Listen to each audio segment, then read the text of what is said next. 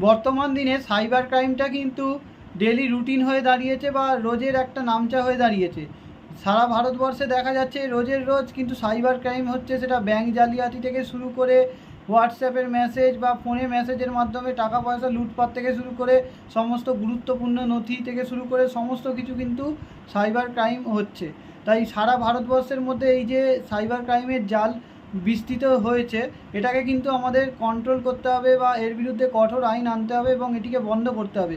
কারণ যত দিন যাচ্ছে তত কিন্তু সাইবার ক্রাইম ছড়িয়ে পড়ছে ইমেলের মারফত, ফোনের মাধ্যমে, হোয়াটসঅ্যাপের মাধ্যমে বা বিভিন্নভাবে। তাই সাইবার ক্রাইম কিন্তু মানুষের একটি মানে মানে মহাব্যাধি এখন, ঠিক আছে, সবথেকে বড় একটা মানে রোগ।